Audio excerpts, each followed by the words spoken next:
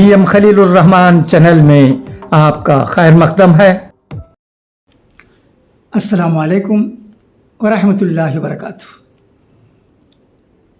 یہ اپریل 2026 کا راہ اعتدال ابھی ملا ہے۔ میں اس کے اداریے اور مضامین آپ کو پڑھ کر سناتا ہوں۔ جو مضامین اچھے لگتے ہیں، جو اداریے اچھے لگتے ہیں، انہیں میں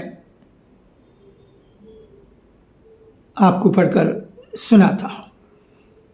اس اپریل مہینے کے راہ اعتدال میں حرف اعتدال اداریہ بہت اچھا ہے، اسے میں پڑھتا ہوں، سنیے گا۔ حرف اعتدال۔ رب کریم نے انسان کو جن بے شمار نعمتوں سے نوازا ہے، ان میں سے ایک عظیم نعمت زبان ہے۔ زبان نہ صرف انسان کے علم و تربیت اور اخلاق و کردار کی پہچان ہے، بلکہ اس کی شخصیت کی ترجمان بھی ہے۔ یہ جہاں انسان کے لیے شرف اور فضیلت کی بات ہے، وہیں اس کی آزمائش کا سب سے کٹھن مرحلہ بھی ہے۔ اس لیے تاکید کی گئی کہ انسان اس کا صحیح ذمہ دارانہ استعمال کرے، یعنی پہلے تولے پھر بولے، اور جب بھی بولے خیر ہی بولے، کیونکہ زبان کا صحیح استعمال جہاں جنت کا ضامن ہے، وہیں اس کا غلط استعمال موجب جہنم بھی ہے۔ زبان سے نکلا ہوا لفظ محض ایک لفظ نہیں ہوتا، بلکہ وہ ایک عمل ہوتا ہے، اور اسلامی تعلیمات کے مطابق ہر عمل اپنے ساتھ ابدی نتائج لے کر آتا ہے۔ اسی لیے وحی الہی نے یہ شعور جگایا کہ ہر لفظ کے پیچھے ایک نگران فرشتہ موجود ہے۔ یہ شعور انسان کو اس بات پر مجبور کرتا ہے کہ وہ بولنے سے پہلے اپنے تخیل کی عدالت میں لفظوں کا احتساب کرے، کیونکہ الفاظ دو دھاری تلوار ہے، اور یہ ایک ایسی دستاویز ہے جو روز جزا اس کے حق میں یا اس کے خلاف گواہ بن کر ابھرے گی۔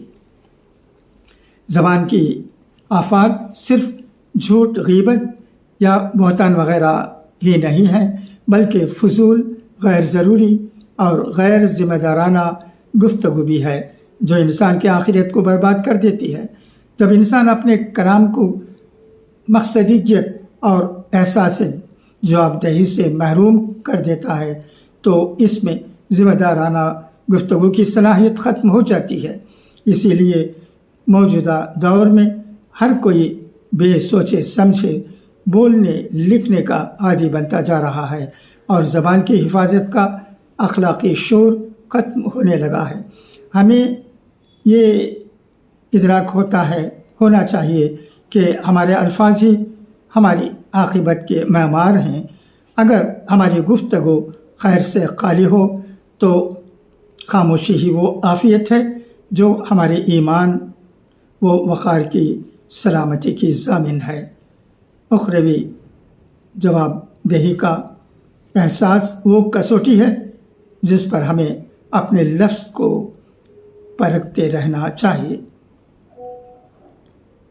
بولنا وہ جوہر خاص ہے جس نے انسان کو اشرف المخلوقات کے منصب پر فائز کیا ہے، مگر افسوس کہ عہد حاضر میں اسی نعمت کا بے محابہ اور غیر محتاط استعمال ایک سنگین اخلاقی بحران صورت اختیار کرتا جا رہا ہے۔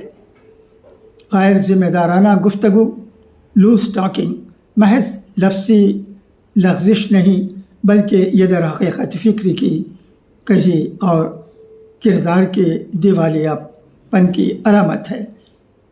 اسی کا نتیجہ ہے کہ آج کے سوشل میڈیا کے دور میں سنجیدگی کی جگہ جذباتیت نے لے لی ہے۔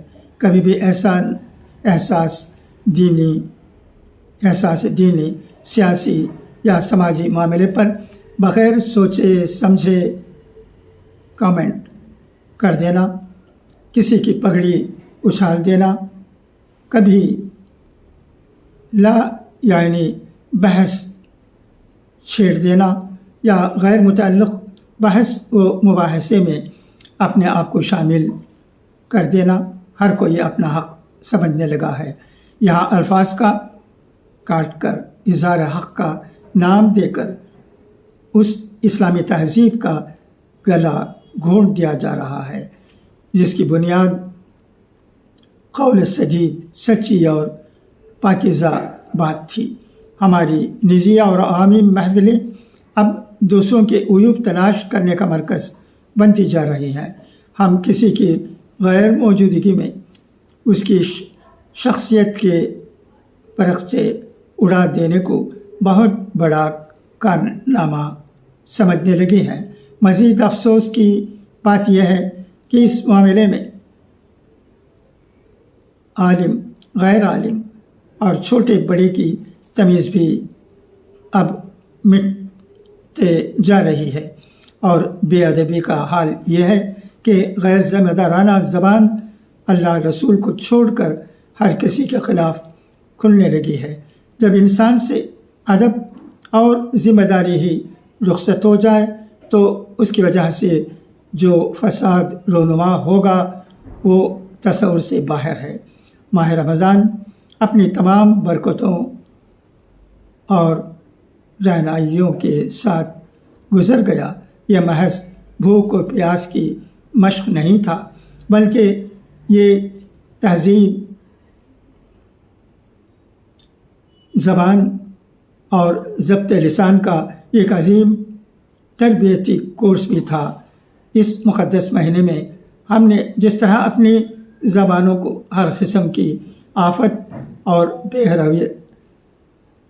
راہ روی سے بچا کر نیکیوں کا خوگر بنایا تھا، ضروری اس بات کی ہے کہ بقیہ 11 مہینوں میں بھی اپنی زبان کو کلام کی شائستگی اور خاموشی کے وقار سے زندہ رکھیں۔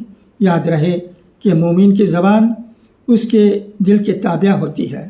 اگر دل میں رمضان کی روح باقی ہے تو زبان سے کبھی ایسا لفظ نہیں نکلے گا جو بارگاہ الہی میں ناکامی اور رسوائی کا باعث ہو۔